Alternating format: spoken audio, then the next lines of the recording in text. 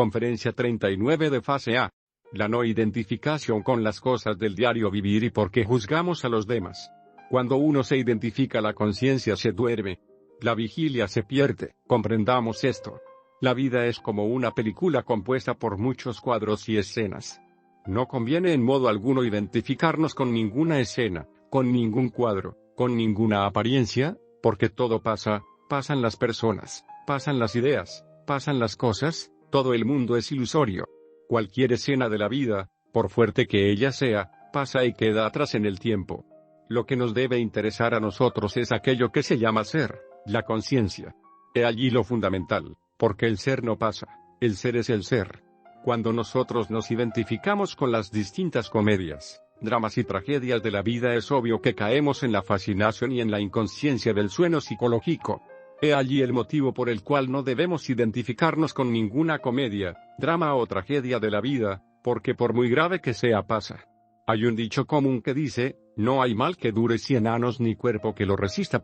Así que todo es ilusorio y pasajero. Uno en la vida se encuentra a veces con algunos problemas difíciles. Sucede que a veces no haya uno la salida o la solución al problema, y este se vuelve enorme, monstruoso, gigantesco ante nuestra mente. Entonces sucumbe uno ante las preocupaciones, y dice signo de interrogación abierta como haré, ¿qué haré? No le encuentra uno escapatoria, y el problema se torna más monstruoso, enorme y gigantesco en la medida en que se sigue pensando en él. Pero llega el día en que si nosotros afrontamos el problema tal cual es decir, si agarramos el toro por los cachos, vemos que el problema queda en nada, se destruye por sí mismo, es de naturaleza ilusoria. Pero es indispensable no identificarnos con ninguna circunstancia de la vida. Cuando no nos identificamos con tal o cual problema, cuando permanecemos alerta, descubrimos en el problema nuestros propios defectos psicológicos. Normalmente se ve que los problemas obedecen al miedo, el yo del temor mantiene los problemas vivos. Se le teme a la vida, se le teme a la muerte, al que dirán, al que pensarán, al chisme, a la calumnia, a la miseria, al hambre, a la desnudez, a la cárcel. A todo se le teme, y debido a esto los problemas se hacen cada vez más insolubles, más fuertes.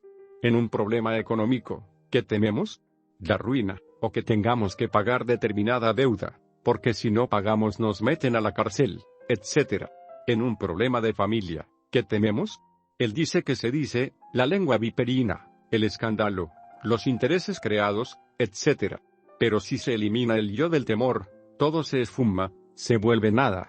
Si uno no se identifica jamás con ningún evento, problema o situación, logra estar siempre alerta y vigilante. Y es en ese estado de alerta donde uno descubre sus defectos psicológicos. Defecto descubierto debe ser comprendido y después eliminado. Las peores circunstancias de la vida resultan ser las que más aportan para nuestro crecimiento interior.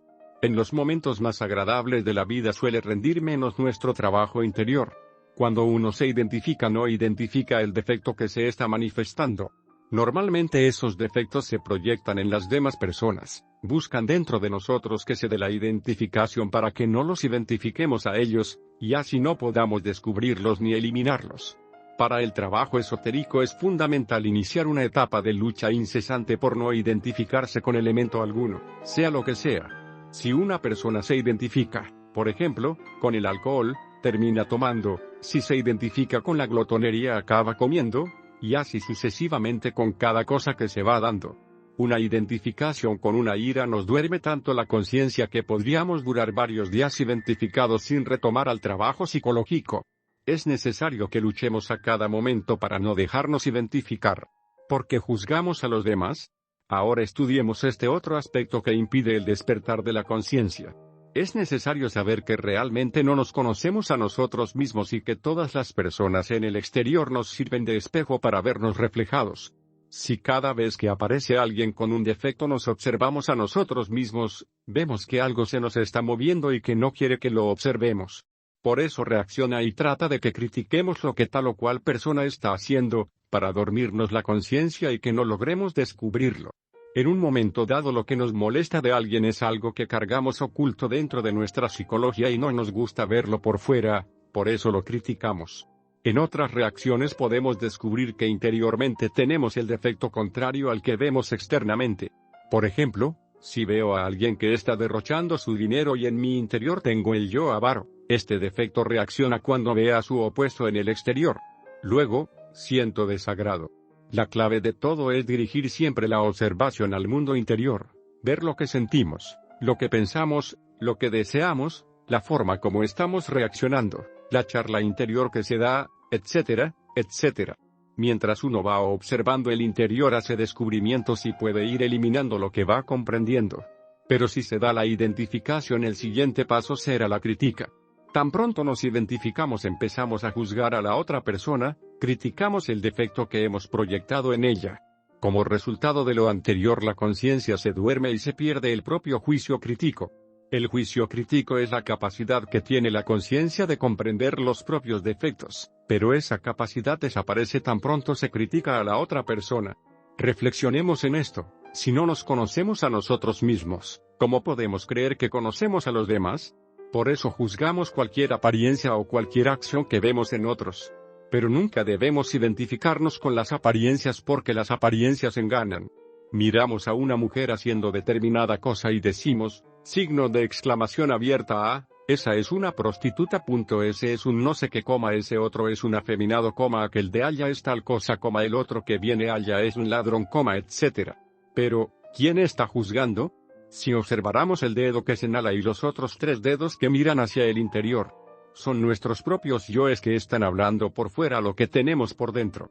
Tenemos que darnos cuenta de que lo que estamos juzgando de los demás es una simple apariencia. No conocemos las razones psicológicas que obligaron a una persona a obrar en determinada forma. Simplemente vemos un hecho externo y juzgamos la apariencia exterior. Por lo tanto, el juicio que hacemos es un juicio equivocado, y ¿qué sucede con ese juicio equivocado? Ese juicio es una calumnia, la cual termina originando una mala relación entre la persona juzgada y uno. En esoterismo lo que verdaderamente importa es la forma como internamente estamos relacionados los unos con los otros. Si yo juzgo a alguien me vuelvo su enemigo. Pero sigamos analizando, cuando uno criticó a una persona y la calumnio sucede que se identificó. Perdió la posibilidad de autoobservar y autoenjuiciar su defecto. La autocrítica es fundamental. Permite ver nuestro propio defecto reflejado allá, al frente, en la otra persona. Si nos hacemos conscientes de que tenemos ese defecto podemos pedir muerte y habrá eliminación del mismo. Es importante iniciar una lucha para dejar de juzgar a los demás. Esa pelea nos va a llevar a eso que se llama el despertar de la conciencia, y va a darse en 2 frentes: no identificarse, no juzgar a los demás. Si empezamos a combatir estos 2 errores no se nos va a dormir la conciencia, y recuperaremos el juicio crítico. Cuando uno recupera verdaderamente el juicio crítico, todo el mundo le va a servir de espejo para poder trabajar los propios defectos. La muerte en marcha va a rendir de forma impresionante. Una persona pierde demasiado tiempo juzgando a los demás. En el trabajo esotérico, cuando se juzga a un maestro, por ejemplo, la persona queda estancada. Si no tenemos la capacidad de comprender los actos de las personas que supuestamente están en nuestro mismo nivel de conciencia o en uno inferior, mucho menos podremos juzgarlos de seres que tienen un nivel de conciencia superior. Reflexionemos en esto. No nos conocemos a sí mismos. Proyectamos nuestros defectos en las demás personas. Juzgamos las apariencias externas. Tales acciones no coinciden realmente con el juicio que nosotros emitimos. Por tanto, juzgamos equivocadamente las acciones de los demás, calumniamos. El juicio que nosotros emitimos es, en verdad, el propio defecto psicológico que sobre el prójimo hemos proyectado. Fin. Conferencia 39.